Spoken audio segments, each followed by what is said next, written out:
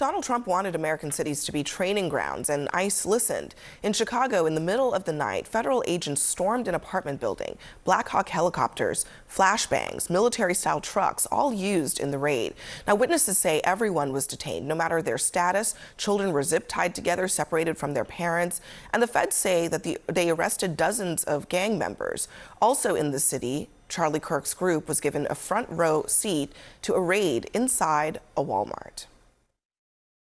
Amazing. Secretary Noem was here. They rolled up a couple of guys, and it's rowdy. There's a lot of people around. Everyone's filming. The Secretary of Homeland Security is right now doing raids at Walmart. So as forewarned, I mean, we have a situation in which American cities are at the center of this ICE crackdown, and there's indiscriminate use of force against Americans, non-Americans, people here legally, people here illegally. And on the right, nobody seems to care. In fact, they love it. I saw a video from a local station in Chicago, and residents of a community there were describing an ICE raid and like what they saw. Two things struck me. One, they were talking about things that happened to them. They were talking about how they were treated in this ICE raid. These are the people that, I guess by virtue of being born here in America, are entitled to being treated like human beings. The second thing is that they were all black. And I'm gonna say something, we saw this coming. Mm-hmm. We knew the neighborhoods where these ICE raids would take place. We knew that a lot of these things wouldn't happen in Beverly Hills or in Coconut Grove or any of those places like that. We knew that there would be collateral damage, that there would be trauma that would be inflicted on our communities. We knew that people would be detained, scared. We knew that children would have to see things that they shouldn't have to see. And all of this for political theater so that we look tough on immigration for everyone. It's a horror show. And I do think if it hasn't already happened, that it'll be something that even the most conservative of Americans will get tired of seeing human beings treated this way. At least that's my hope. The one neighbor said the kids were crying. They looked very distraught. I was out there crying when I seen the little girl come around the corner because they were bringing kids down too, had them zip tied to each other. Saying that there were trucks, military-style vans used to separate adults from kids. What's going on? I haven't seen any of this, so I certainly am not aware of particular neighborhoods that are targeted. Obviously, I support them finding and arresting people who are here illegally. And in the community they're in, again, I can't justify, I haven't seen which communities that they're targeting. Well, one detail that's been left out is that they were targeting Tren de Aragua. And so Tren de Aragua is a violent transnational gang. They send illegal immigrants here to the United States. They traffic drugs, they traffic people, they commit violence. They inflict misery everywhere they go. And 37 people were arrested. That was the purpose of the raid. The targeting of Tren de Aragua, some of the most violent people in our hemisphere, and when they come here, nothing good happens. That was okay, the point. so if it was targeting, I don't think anybody has a problem with targeting. Right. When you clear out an apartment building and you zip tie children and you arrest and detain everyone.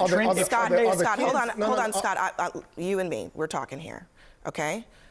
If they arrest children, they arrest everyone, citizens and non-citizens, for hours, detain them, deprive them of their liberty, for no matter how long. You are fine with that. They didn't arrest children. So now these people are trying to make excuses for criminals instead of condemning lawlessness. They are defending it, twisting logic and blaming everyone with the exception of those who commit the crimes. Can you imagine? It's outrageous, ladies and gentlemen. It's outrageous. Crime should be punished. There is no way of rationalizing it away. Crime should be punished. Ladies and gentlemen, where was CNN when the Biden administration admitted they had zero idea where 300,000 children just went missing? Where was the outrage then? Where were the headlines? Where were the headlines? The investigations? The coverage? 300,000 people, children just vanished? 300,000. And the media acted like it was nothing. Can you imagine? If that had happened under the Trump administration, they would be screaming non-stop. But I didn't say they arrested them. They put them in zip ties. But if that makes a difference to you, go ahead.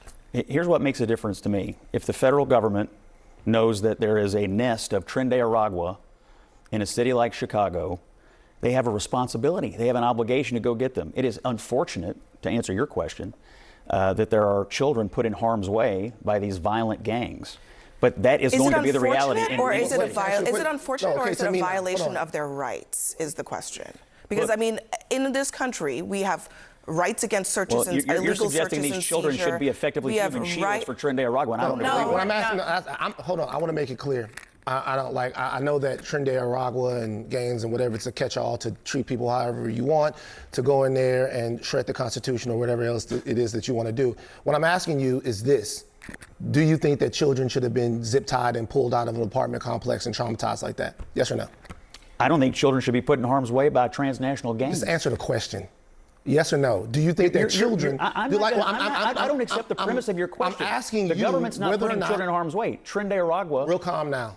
Real calm. Like they're the ones putting children in harm's way. Gentlemen and gentlemen, we have a responsibility for the way we treat people with the power that we have here in America.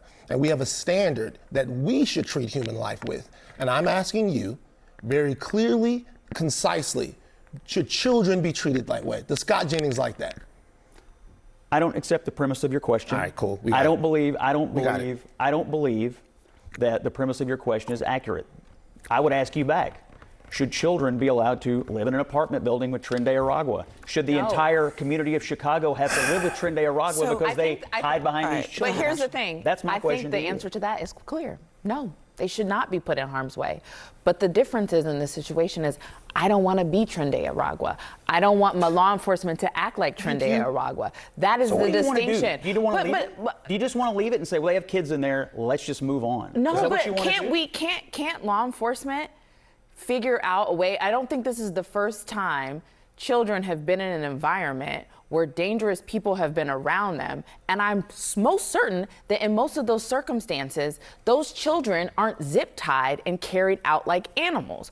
What I am wondering is, okay, let's put this fact pattern on any other placement. Let's put it on a school, right? What if there was a gang member in a school?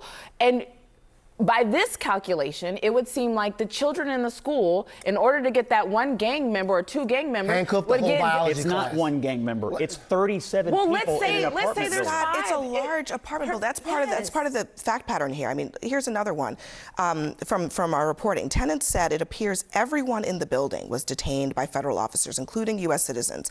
It was scary, said one, because I had never had a gun in my face.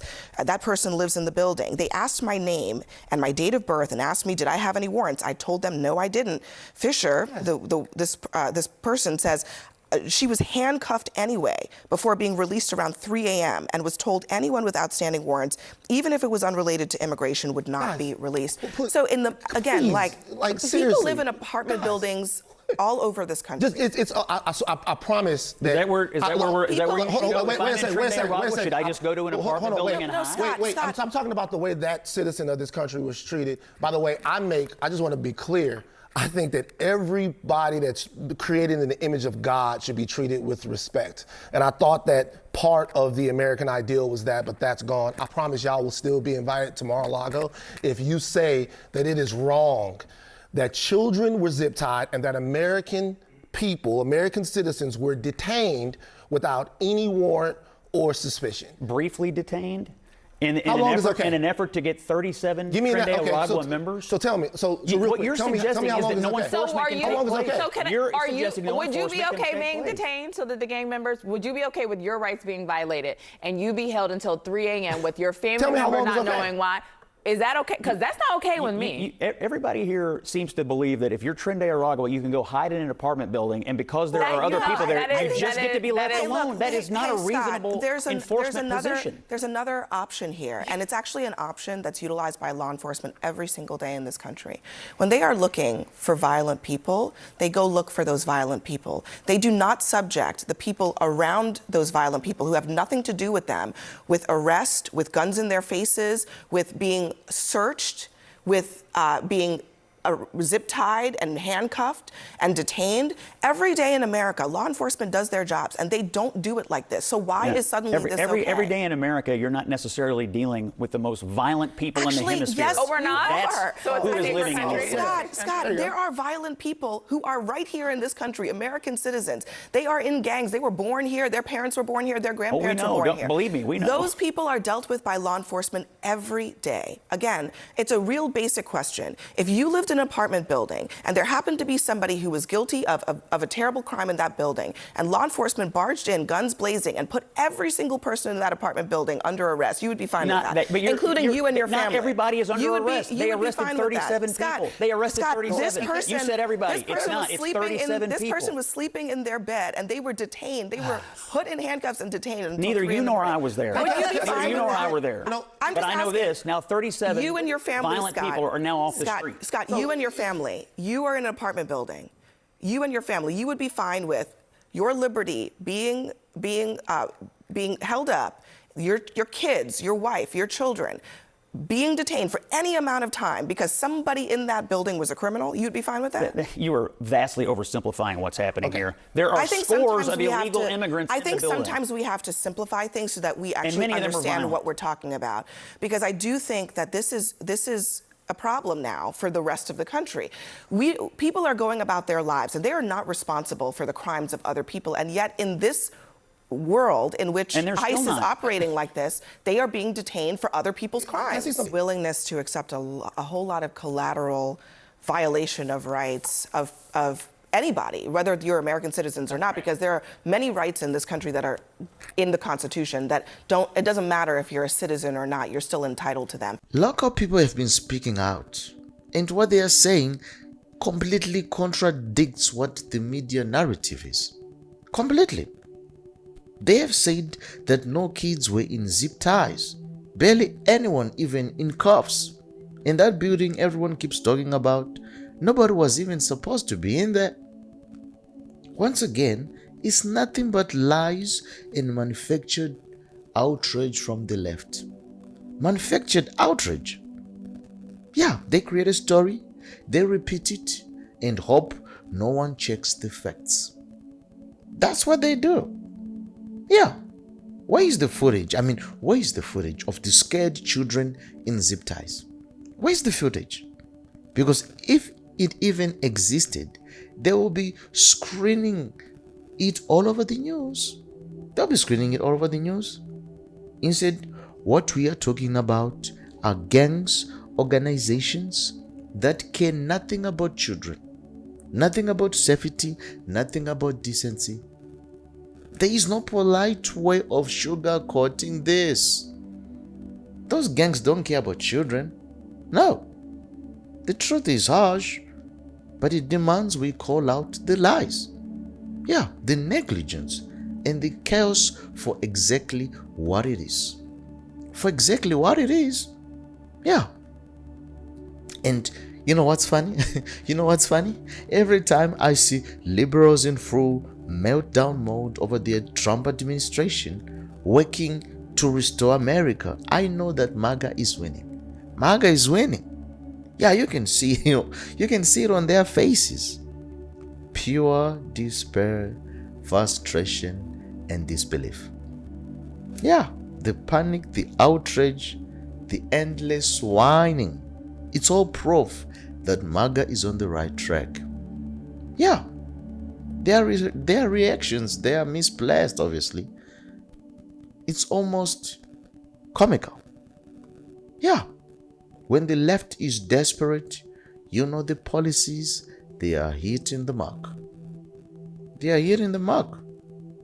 But ladies and gentlemen, seriously, on a serious note, My greatest desire is that people come together. People come together because look, there's so much division in the United States right now. There's so much division. It's heartbreaking.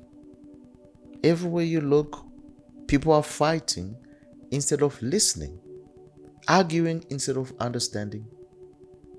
It's really sad. And it's not just bad, it's actually tearing the country apart. Yeah. And I wish if we could put aside the politics, the anger, and truly unite as one for once, It's one nation for once. Yeah. Because nothing meaningful, ladies and gentlemen, will ever be built as long as people remain divided. Divisions weakens us. Divisions weakens us. It slows progress. It slows progress.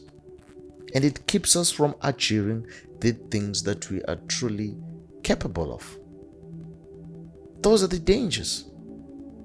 Unity is always strength. Unity is always strength. When we come together, set aside our differences, and work towards a common goal, there is nothing that we cannot accomplish. Absolutely nothing. Yeah, because strength doesn't come from fighting each other. No. But it comes from standing together all the time. Yeah. Well, folks, if you enjoyed this one, be sure to click on the next one.